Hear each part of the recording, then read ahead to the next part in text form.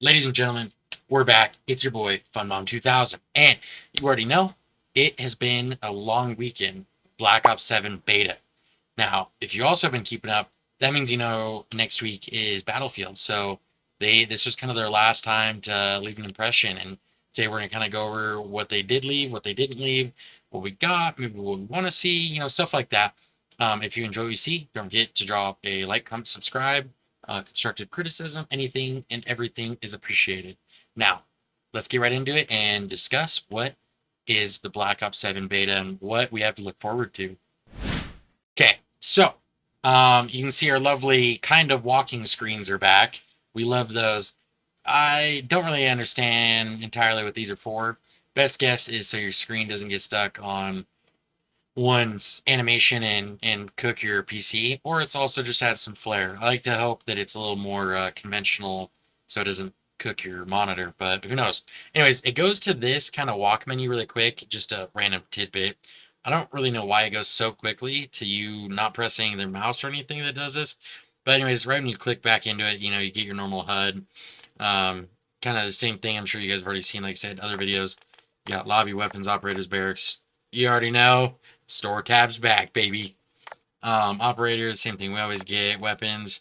One thing. So, I guess initially, gunplay, that's a big thing. I think the gunplay is really fun. The TTK is fast sometimes, but slow other times. I don't know if that's just me. I feel like best explanation I can kind of give is I think the headshot multipliers in this are just a little higher than we're used to. So it feels like you hit that heady, you're killing much, much quicker, whereas you hit all body shots, you're not. This is also one of the first ones because of that kind of weird consistency, where I think the people that walk with their cursor kind of, chest, head height, I think are winning gunfights a lot more. I feel like I can get the jump on somebody really quick, but if I'm kind of, aiming at their waist, even with the recoil and everything, I'm hitting maybe mid chest. And there's a lot of times like you just simply lose a gunfight. And a lot of that, I mean, is skill. I mean, obviously, but it feels very inconsistent. You could use same gun, same everything, get the jump on them sometimes and have a 40 kill game, and then the next game feels like you're running 10 and 30. Now, on that note, though, of specific gunplay, running 10 and 30, everything, what we're not used to is for the first time in a long time, well, 6 years, 7 years, we have, it's deceptive how they did this, but it's called open hardcore, open search, open mosh pit. You kind of see it there.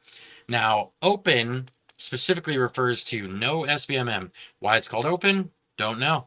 Don't know anything there. Why they wouldn't say like no SBMM or skill free? I don't know. They say it in the description, minimally skill is minimally considered, but this is essentially for the first time in a long time we're actually back to connectivity base as far as I can tell. You load into servers really quick. A lot of times you'll get people on the same server, like central, east, west, whatever.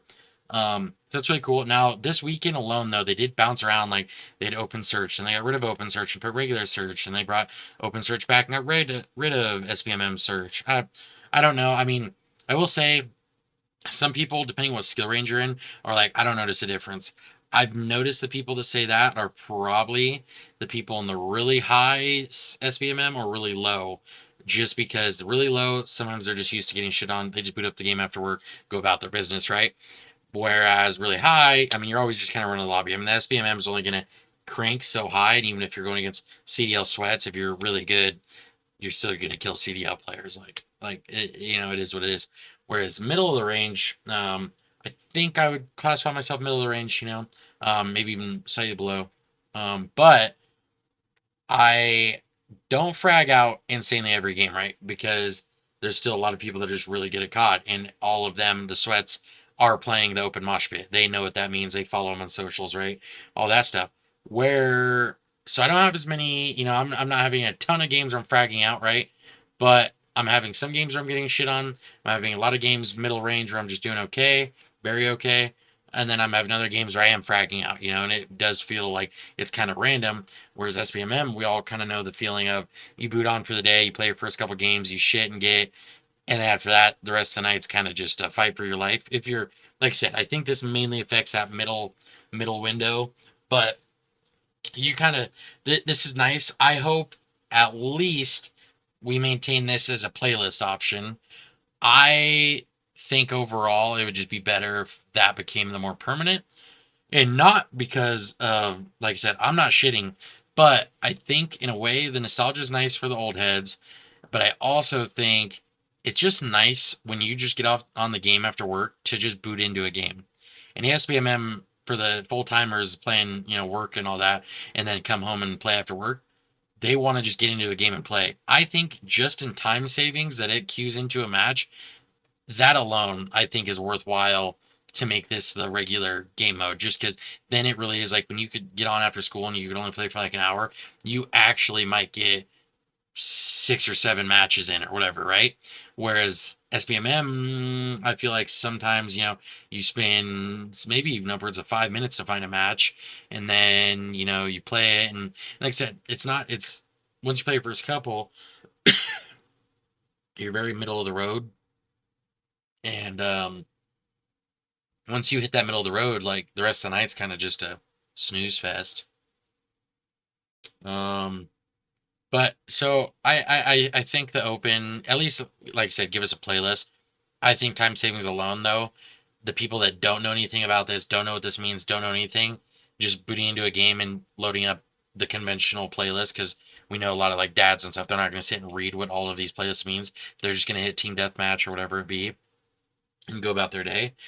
But I think if you put them in a game mode like this where they're just queuing in right away, I don't think they're going to be bothered if they have a couple good games, a couple bad games. I think just the time saving alone makes that worthwhile. Um, another big thing. I mean, obviously dailies are back. They're gonna have camos and all that. None of that was in the beta. Weapons, I will say, in the beta specifically, we only had perk read, gunfighter, overkill. At least in beta settings, I mean, overkill's nice because it's 2 primaries. I was just running gunfighter for most of it. Like, if you could have 8 attachments, why not have 8 attachments? It's just gonna make your gun better, and especially in a setting like this where it's limited guns and all that, anyways. So gunfighter did a lot. Now perk greed I did grow on me, just because if you haven't heard, a big thing in this game is you pretty much have to have dexterity to not be penalized by the movement system they chose to put in. You have to have dexterity. If you don't have dexterity, you just are not moving the same as everybody else. You were penalized for jumping. I mean, you still are. This game is very taxing, especially for like mantling. Mantling is rough, even with dexterity and all that.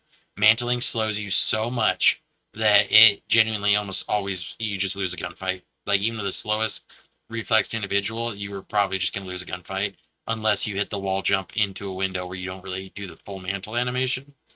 Um, but other than that, I mean, and same thing too. Each they have these hybrids where if you use a couple green, a couple red, you get one, or if you use a couple, mix and match, you get these hybrid perks. Oh, they're the same thing as specialties, but they're a little different. But they're not as strong overall, I'd say. Well, obviously, but like Enforcer, you have to use dexterity, and if you use all reds, you get Enforcer, which makes you, after you get a kill, you get a movement speed buff and a health regen buff, and it's like a lot. Like you go on the ice skates, and especially if you get good with the wall jumping and stuff, absolutely killer. So I do feel like that's a little strong compared to the rest. Because like recon, if you use all blue perks on spawn, see the direction of the closest enemy on the mini map, edge of HUD pulses for enemies outside your view. No decimals, which who cares? But in the red, you have Hunter's Instinct, and Hunter's Instinct, killing an enemy marks the direction of the next closest enemy on your mini map. I know you can't read it, but I can just run all red perks, get the health and movement speed buff, and every kill I get, it gives me a marker on my mini map of the next closest enemy, right? So I can run all blue perks to then get the recon specialist that only does the thing on respawn, or I can run all reds and get it every time I get a kill. On top of every time you get a kill, you also get the movement buff, and you get the health regen buff. On top of stims, which now new feature, you can overclock, so I can just make it where it removes player debuffs, so flashes and all that, right? Or I can also make it where if you upgrade it, that's another speed boost. So I'm getting speed from possibly my stim. I'm getting speed from kills. I'm getting, lightweight and gung ho, which are, in some way or another, movement related perks, right? So, and dexterity, movement related perk. So, why one wouldn't run red, all red perks as of right now, I don't know. And I do think it'd be nice, especially with them adding the hybrid, that they make the other perks more useful and give you a reason to actually mix and match. And obviously, I know a lot is like Ghost and Cold Blooded and stuff like I get, but man, I mean, if you got Gunny and you're putting him on the skates with all these perks, I don't know if Cold Blooded or anything matters to you. Like, I don't. I mean, because like I said, especially with no SBMM, like if you're a decent or above average, COD player, you can absolutely because like I said, I'm below average and I'm giving these guys the peace of mind. So that is absolutely massive. And real quick on the overclock, you can do it to anything. I mean, frag grenades, stim shots, assault packs, your score streaks all have them. But yeah, it's just as of right now, like if you're a decent COD player, I don't know why you'd run anything otherwise. And I mean, you can with perk greed, right? You can run a different color for your fourth perk, and get fast hands or ghosts or cold blooded that way also. But I mean, you also can run four and then have crazy mobility stuff. And so that's the thing with perk greed. I mean, your primary is your main thing always. You don't really need anything. I mean, the pistols are pretty good in this game. So as of right now, I mean, you could run four perks, get the fifth red. You could run three reds, still get your fourth red, and then use whatever for your perk greed. And I mean, you can build some demon loadouts, but I don't know why anyone would run anything overall other than the three red at least to get your specialty. Because the other ones, just like I said, don't even compare. I mean, the green one strategist is just increase score for objectives and sabotage, deploy equipment faster, see enemy content through walls for a short distance. How do either of those two come within a mile of getting a speed and health regen buff right after a kill? And it's each kill, right? It's not just like one. And it like I said, it puts you on the skates. Like you'd really have to see it, but it's impressive. Um, Little side note, an honorable mention us getting this flatline fucking boomstick instead of just a regular knife as our melee. I don't know if they're gonna change that or what, but this thing, I mean, it's the same thing as a knife. It's just a knife, but every time we get sticks, I feel like they tend to have more of a lunge, whereas the knife doesn't. And I kind of like the simplicity of the knife. Also, meleeing, I mean, just as we've seen lately, back to it's the weapon butt, so you don't kill people in one hit unless they're low health already, which I guess is fine. Um, but yeah, as far as guns go, I mean, you're gonna see a lot of gun stuff, and guns are just gonna change once full game comes out. So not a big point in going over these because, like I said, it's end of the beta. Not like you're gonna pull these up. I will say, just assuming things don't change crazy, the Drevik 45 is an absolute demon of an SMG, and the M15 AR is absolutely crazy good AR. Arguably, this would be the meta because it just has a lot of gunny like an SMG and does AR damage, whereas SMG has a lot of AR perks in the sense of range and everything, but it does SMG damage. Still kills really fast. The TTK in this game, like I said, even on its worst case, is still fast, which is fine, not like in a bad way. The only thing that in my opinion, gun wise, they need to change. You're gonna hate to hear this. Snipers need something, like something taken from them. I maybe a little bit more flinch. Maybe slightly slower ADS, or specifically the hip fire. I don't know if it's just forgiving or what, but they like anyone can pick up a sniper and you can just go barrel stuff people and you will get kills, like a lot of them, because there is no more days of like where's your bullet going. I mean, it is going into their ass every time, all the time. And on the receiving end of it, that's miserable. You can get in a gunfight with a sniper and they almost always win because there's just no flinch, little to none. And that's even with like just the base one they give you. That's not even a upgraded, perked out like crazy gunfighter sniper. They just no flinch. They are not bothered by anything you got going on. Um, Other than that, I mean that's the main gist of it. Okay, so Yeah, other than gunplay, like I said, snipers being OP, that's one thing. But overall, gunplay feels good. TTK, little inconsistent, but that might just be because like headshot multiplier and stuff. I think it's one of those things that would just grow. I just feel like it is different than our most recent CODs, BO6 and 4. But sometimes it's fast, sometimes it's slow. Like I said, this is kind of one of the times where I do feel like it definitely plays like pays in to have like your cursor or whatever you want to call it held a little higher so you're getting more of those headshots because I feel like even one hit marker on a headshot makes a game changer in a gun battle and you'll have a lot of gun battles where like you'll pull up almost at the same time and they'll beat you just because I think they nick one either headshot or higher chest shot, which is the same as all CODs, but with how fast the TTK is in this one, and it's slow enough you do hit several bullets, so like one bullet really does make the biggest difference. But next would be score streaks. Now, assuming this isn't all the score streaks, hopefully there's a couple more, and I specifically bring that up because like the skewer, this thing's kind of just ass. 50-50, sometimes it ruins a streak, you get your nemesis, whatever. You're wasting, 500-point streak on something that doesn't really do you much good. Half the maps are enclosed. It's very easy to avoid these when you hear them coming in. Like, they don't really get kills that often. I feel like it's just a waste. Like, but what I thought, we do go from 600 to 950 on the next two.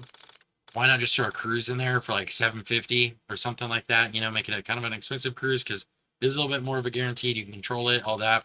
Essentially a skewer. I mean, they already have the model, everything. Like, just make one that's better. I don't know, unless any of the overclocks have anything to do with this.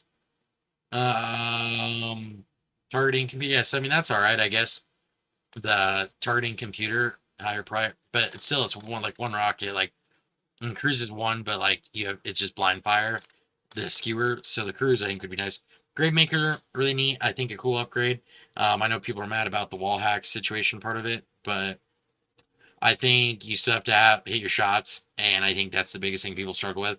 So you have to spend 1,000, get 1,000 score to even get to it, 950 to get to it, and then you still have to hit your shots. And you only have I don't even know how many rounds it are, but I think it's only like one mag. So I mean, let him get some kills. But and then the dog's really good, a lot of health. But on that, some of these maps are enclosed, and I know most commonly the VTOL is kind of what people want to pull up with. Um, the Rhino here though is honestly tremendous. Bang per buck. I feel like only 50 points less, tons of kills, super strong, lots of health, crazy long run time, assuming they don't nerf it, and it just goes. No rocket string, just a minigun, but it just goes. And I mean, I think, like I said, I think I got like 15 or 18 kills with it. So 15 to 18 kills. I mean, yes, you might get that with the VTOL for sure, but on the enclosed maps like Cortex, you're not gonna ever see that. And the Rhino doesn't have to be dropped in or anything. You just literally pull out a tablet and spawns it right in. You have to do a fly-in animation, nothing. Like it is ready to go very fast. And like I said, for bang for buck, like the health and everything it has, that's just the gun. I don't know, like it has its claw. I don't know if it can grab people or melee people. I don't even know. I only spun it in the one time, and I was just blown away with its usability. And in one use, got enough kills to max level it, so I can use the sonar pulse, reveal people's location, or extended runtime. And I'm not sure. I don't think I'll have time to check it in this beta, but I think if you use the red perks, and you get a kill, I believe your mini map's still active in the sense it'll show what direction the next closest enemy is. So you can go on an absolute tear with one of these, assuming that's right. I like I said, it'd have to be double checked, but I think this is gonna be a very slept on score streak in multiplayer, unless somebody makes a crazy awesome YouTube video, wink wink, about it, and then everybody's like, "Holy shit, that guy put me on," and then they use the Rhino. It is super cool. I don't know if I don't want to go against it a bunch, but it's 1,300 score, and like I said, I'm probably average to maybe slightly below average, and I mean it took me several games for sure to get it, and then once I did get it, like I mean I tore up, but I don't think these are everybody's so cracked that you'd have to worry about these tremendously, but just like I said, worth noting because of like Cortex and all them being like a cave map, this is super cool versus the VTOL because I called the VTOL on in Cortex a couple times, and you just can't pretty much do anything with it because there's just even the openings in the top of the cave are just so small, doesn't do nothing. Um, Mini meatballs, absolutely fantastic. I mean, pretty much guaranteed kills with these. Kind of fun to go against, kind of fun to get in. They're just chaos around the map, so those are really cool. Barracks, same thing I always get, just calling cards, showcase, all that. But at the end of the day, I think, to be quite honest, this is assuming the beta is anything a reflection of the game, which supposedly by the end, by game will launch was 16 full 6v6 maps. By end of season one, have an additional 7 6v6 maps. Plus, it's going to launch with zombies with a couple different versions of that mode. Plus, by the end of season one, several more maps. Supposedly, season one's going to be the biggest content drop we've ever had. And not to play into it, but at least assuming the beta is any reflection of the actual game, COD is back, right? And I know we hate to say it, but COD is back in the sense the game is finally where it should be after all these years.